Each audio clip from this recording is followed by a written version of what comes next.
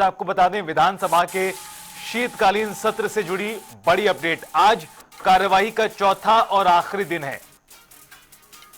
4 दिवसीय इस सत्र का आज आखिरी दिन है। आपको बता दें कि धर्मशाला में शीतकालीन सत्र चल रहा है और आज की कार्यवाही भी 11 बजे शुरू होगी। डेयरी क्षेत्र से हिमाचल के लोगों के जीवन में आ रही संपन्नता और प्रसन्नता। दूध खरीद पर समर्थन मूल्य देने वाला हिमाचल देश का पहला राज्य है। प्रदेश सरकार ने गाय के दूध के समर्थन मूल्य को 45 रुपए और भैंस के दूध के समर्थन मूल्य को 55 रुपए प्रति लीटर किया है। कभी कोई सोच सकता था जो पशुपालक है कि गाय के दूध में 15 रुपए की बढ़ोतरी की जाएगी, जो मिल्क फेडरेशन के द्वारा 30 रुपए द्वारा खरीदा जाता था वो आज 45 रुपए के द्वारा खरीदा जा रहा है।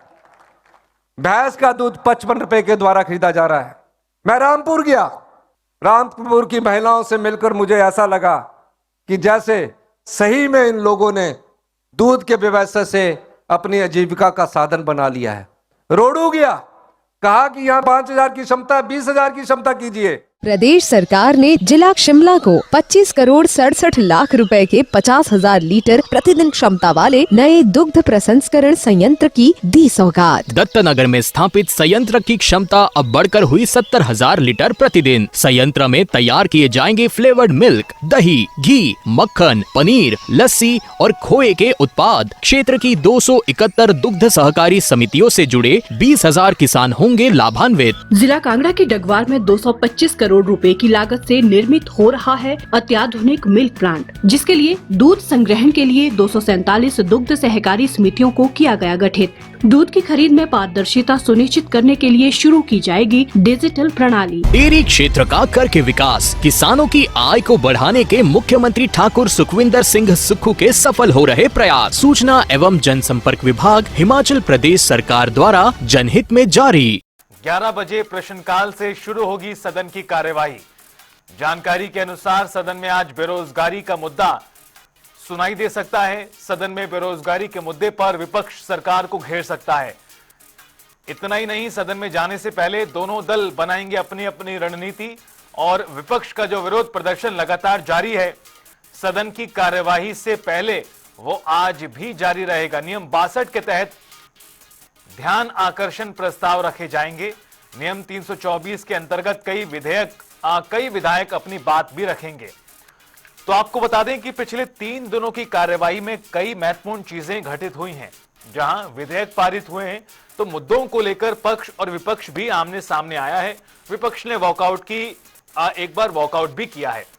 तो इस तरह से ये पूरा जो सत्र रहा है अभी तक का काफी ज्यादा गर्मजोशी के साथ गर्मा गर्मी भरा रहा है, जहां मुद्दों को लेकर सत्ता पक्ष और विपक्ष कई दफा आमने सामने आए।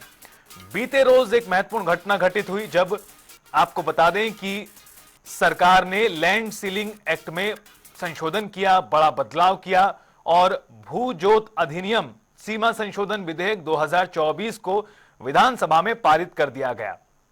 अब इस विधेयक को राष्ट्रपति के पास मंजूरी के लिए भेजा जाएगा और उसके बाद जैसे ही मंजूरी मिलेगी उसके बाद छूट मिलेगी।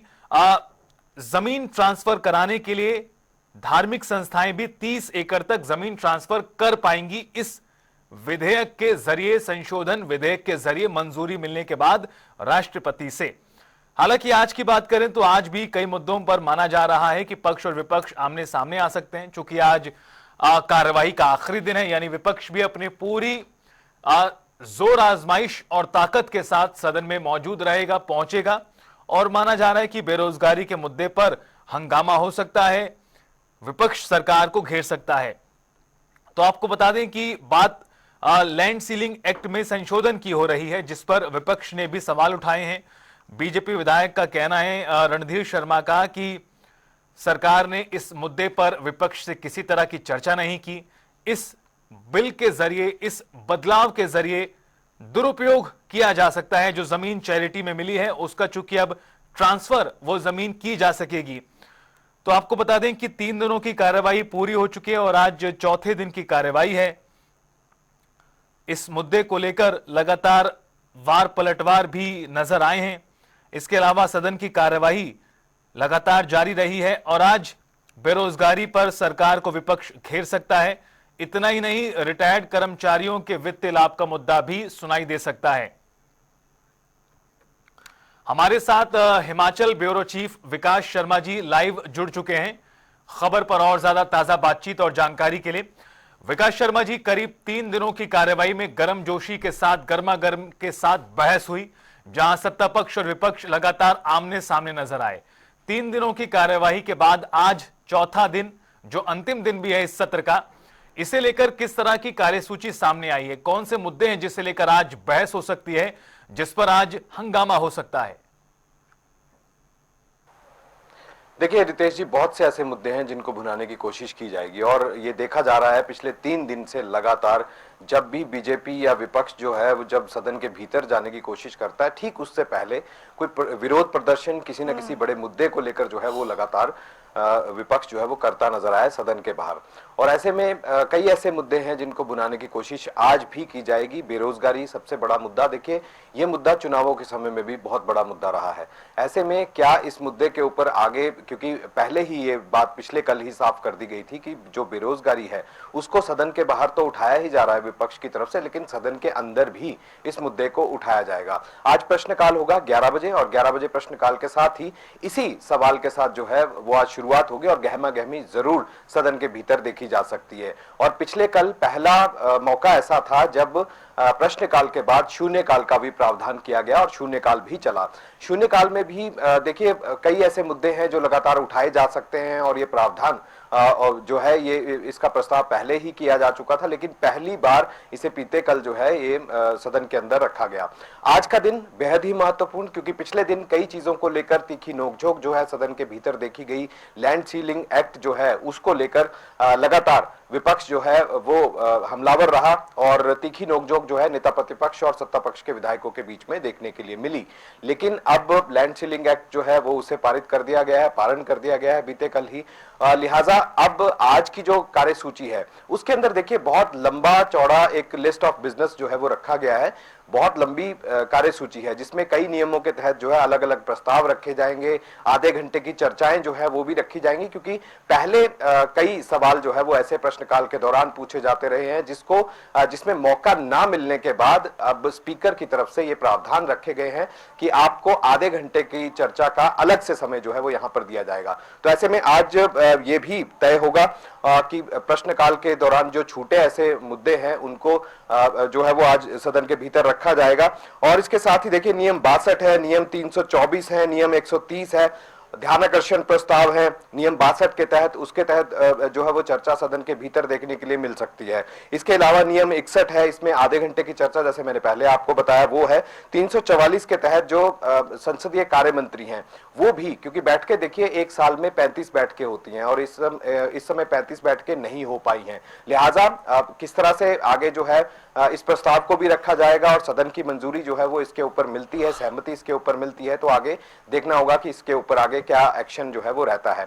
लेकिन ये तय माना जा रहा था, पहले से ही ये कयास लगाए जा रहे थे कि क्या इतना छोटा सत्र जो है वो जो 4 दिन का सत्र, जो 4 बैठकें जो है इस सत्र के दौरान रखी गई हैं, क्या ये काफी हैं या फिर इनको बढ़ाया जा सकता है। तो आज भी इसके ऊपर मोहर लगेगी, क्योंकि मुझे नहीं लगता कि इसे बढ़ाया जा सकता है, क्योंकि इस बात के लिए पहले ही सत्ता पक्ष की तरफ से मनाही जो है वो की गई थी।